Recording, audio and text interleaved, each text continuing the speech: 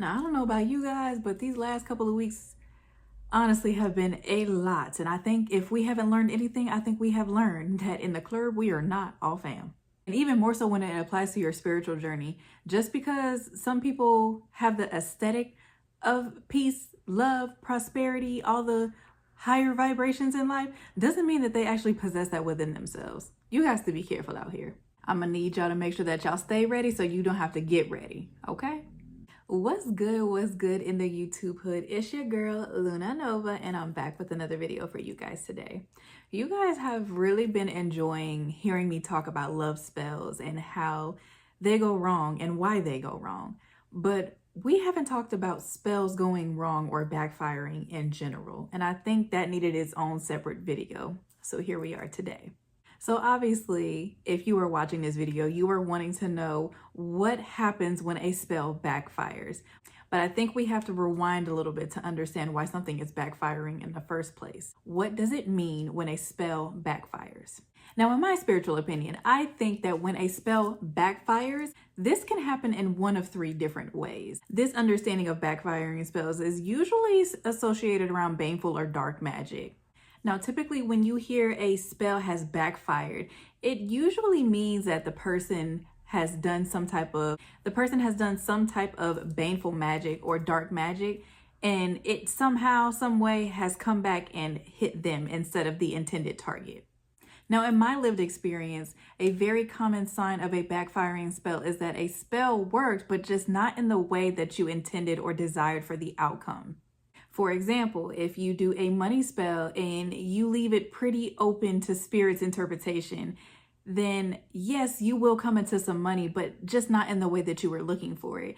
If you ask spirit to come into a large sum of money, you might unfortunately get that money, some type of harm to yourself. You asked for a lump sum of money, so you got into a car accident the very next week, and now your car is totaled out, 2 of your limbs are broken, but you got $1 million settlement. You got what you wanted, but just not the way that you desired. And the third, and in my opinion, the best result of a backfiring spell is the fact that it just doesn't work at all. You do the work and nothing else happens. Nothing good, nothing bad. The energy just goes stagnant. That's your best outcome for a backfiring spell. He keep calling me crime, bitch. Dance how you killed this. I misunderstood the assignment. I misunderstood the assignment. I misunderstood the assignment. Dance how you killed this. I misunderstood the assignment. I misunderstood the assignment. I misunderstood the assignment. Now, what I'm going to go over next are 5 different ways or reasons that your spell backfired in the first place. And the number one thing that I always stress to people whenever they are doing workings themselves is protection. You are not protected enough.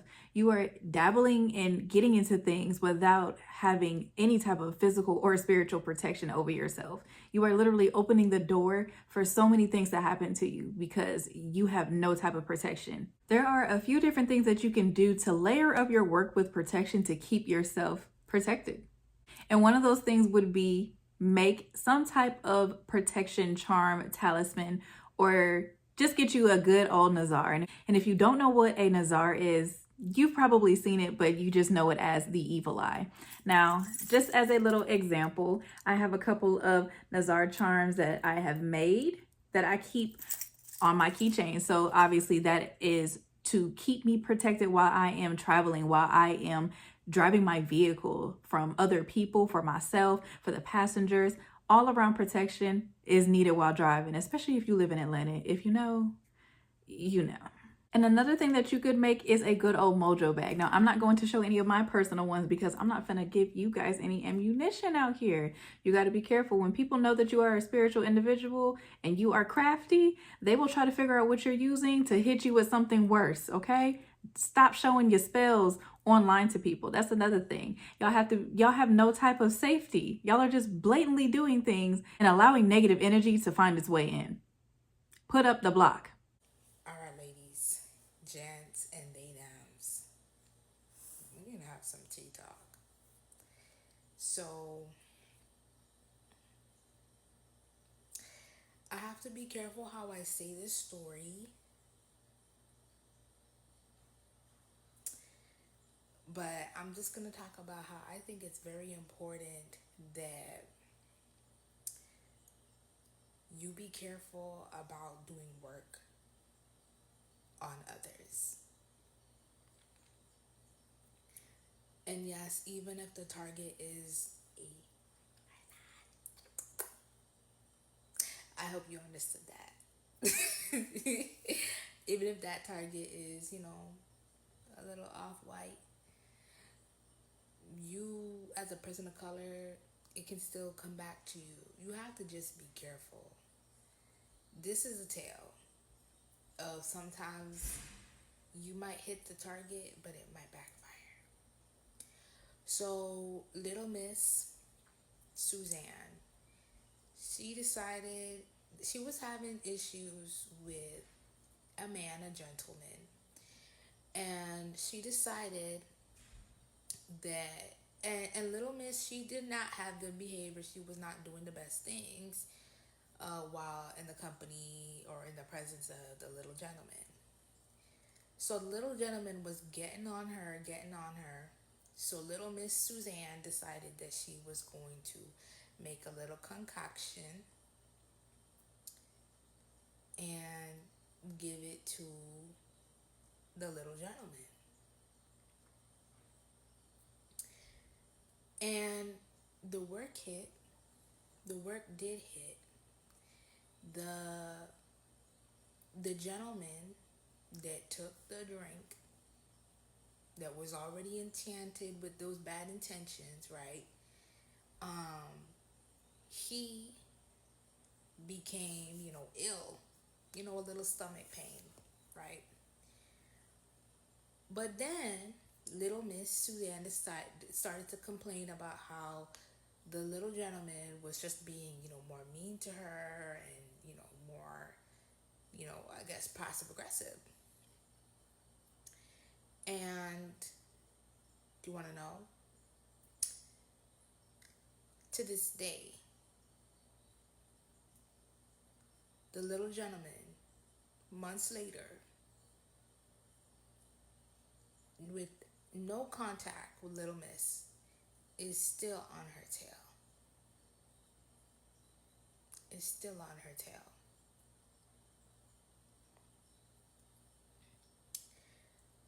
When it comes to having close encounters with people professionally and academically, you have to know that's why you have to do divination on the work that you do. Because my father always told me this: you can catch more flies with honey than with vinegar, right? If you decide that you're going to feed your enemy negativity, right, and ill intentions, and they consume that, and worse off, you're speaking ill over this beverage and spitting in it and giving it to the gentleman to go consume. Now it has your essence in it. So they have more hate for you inside of them. That is why sometimes you need to do sweetening work. Because when you're spitting in work and when you're putting your blood in work, your essence, your presence is going to be inside of the target. And you would rather it be inside of the target in a sweet way, if you have to still see them for a little bit, than have it be in a bad way. Because to feed your enemy poison with your spit in it, that's a rookie mistake. Months later, unbeknownst to her, little gentleman is still on her tail. But I digress. A mojo bag is another good form of protection. You can keep it on your person, whether it's in your pocket, ladies, in your bag, or maybe just in a place that you know that is going to be close to you. So you know that that intended purpose for that mojo bag, that effect will be around in the atmosphere. So if you put out a mojo bag for protection, you're going to be keeping that energy of protection around you. And last but not least, some type of spiritual ward or block. Think about it in the sense of a spiritual booby trap. If somebody tries to creep up on you with something, they're going to get hit with something before it can truly hit you. I'm going to need y'all to make sure that y'all stay ready so you don't have to get ready, okay? Another reason why your spells could be backfiring is because you are not using the right tools that coincide with your intentions. Again, if you are wanting to manifest love, I don't think using a black candle would be the best thing to try to manifest a partner. That situation could start out well, but end pretty dark. Also, make sure to layer up the tools that you use, meaning you can use color magic, herbs, different crystals. Just make sure that they all coincide with the intention and the desired outcome that you want for this spell. So again, if you are wanting to manifest money, make sure that you're using basil. Make sure that you're using cinnamon. Make sure that you are using actual money in your spells, whether it's coins or paper money. Yes, sometimes you have to use sacrificial money to make more money. How are you going to provide the energy of abundance and increasing it if you're not using it in your spell work? Disclaimer: if you don't know the entity like that, like you don't have like a relationship with that entity, and when I say entity, I mean anything. It could be a deity, it can be a spirit, it can be a Loa, it can be a Orisha, whatever. If you don't have a personal relationship with that particular entity, don't just be calling on it to go do your little dirty work, because you could be calling on an entity to go do some revenge work on somebody that entity fucks with heavily, okay? And especially not no trickster energy. This one girl really told me that she was working with Eshu Elegba, Papa Elegba, to go do some revenge work, this crossroads work, and y'all who know. And I was like, do you know if, I don't know, this just doesn't seem like a good idea. Another big reason why a spell may backfire is because you simply do not have faith in it. As cliche as it sounds, you have to believe in what you're doing in order for it to work. If you cast a spell to get a job and you immediately put in that application after doing said spell, but you don't really believe it in your heart, mind, body, and spirit that it's going to work for you, do you really think that you're going to get that job? Do you honestly believe your manifestation is going to flow for you? Be so fucking for real. Now, the overall spiritual rule of thumb is if you plan on doing work, you must seek clearance from spirit before doing anything. What does that mean? Seek divination. I cannot stress this enough. And I'm pretty sure I am not the first spiritualist, and I will not be the last to tell you this. Doing divination makes the difference in how that spell is going to turn out, because if you decide to try to spiritually bypass and do some things without getting spiritual clearance, you're only going to be creating more turmoil for yourself. Now, before you go running over to my shop trying to buy up all of my candles, oils, and soaps, make sure that you seek divination first, because I will tell you that politely in a message, okay? You cannot spiritually bypass because you're asking me to do the work for you, which means I'm using my spirits to help you with the desired outcome that you can't manifest for yourself. I don't want that karma. So therefore, we're going to do things the right way. I don't know what it is about a lot of these new spiritualists, and I know that sounds crazy because I am pretty young, according to who you ask, in the practice myself, but at least I understand there are spiritual levels to this shit. You cannot just jump in at level 50 when your ass needs to be at a 4. Okay, so her question was, what are the reasons why a spell would backfire, or would the spells that I provide backfire? Any spell from any background, any practitioner has the potential of backfiring, okay? It doesn't matter the background, doesn't matter practitioner. If that practitioner, I'm speaking from this aspect of like you're coming to a spiritual practitioner to get work done. If that practitioner was given false information, obviously if they're a scammer and they're not real, of course your stuff isn't going to work or it's going to backfire on you. The person is, what's the word I want to say? Doesn't have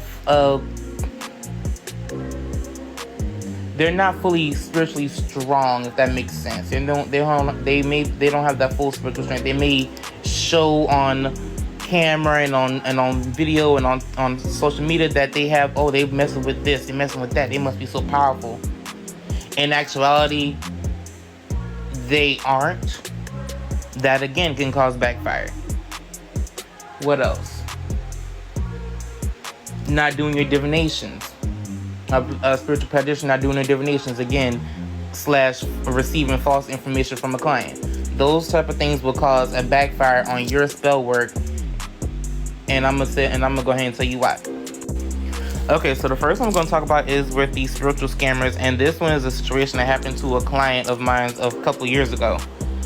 So before she came to me, she said that she found out that she had a hex on her, or someone put a powerful hex on her, a powerful curse on her, whatever case it is, and that she needed to get removed. So then she found this guy who said he did voodoo, and she got the work done with the case it is. And so then she said she paid him the $3,000, and then he told her that she had to go sit by the ocean, not sit in the ocean, sit by the ocean, sit by it for a few hours, and he was going to send the energy through the water, through the air, through the ground to her to remove the hex. Now, I'm not blaming my client. I'm not dissing my client or anything of that nature, because she didn't know nothing at that point. She thought that might have been actually real, to actually help her. But this is where people get backfires and stuff, because you go to people thinking, okay, they said this powerful thing, they look so powerful, they had to pay all this and that, and then they say they're gonna be able to help, and when they don't, and then they actually try to show you something. This one client, she said she got a love jar done, and the girl gave her a jar full of black pepper and love ingredients, and I think she said it was some cayenne pepper and stuff in there, talking about it's gonna make it spicy. And then the whole entire time, her and her boyfriend were just arguing, fighting, da. You need to, if these people, it don't matter how cool they look or whatever it is, if their information or their facts don't match up, don't trust it. Don't go to it. It's the same thing as if you see a ad on TV, them ads with the puppies and stuff.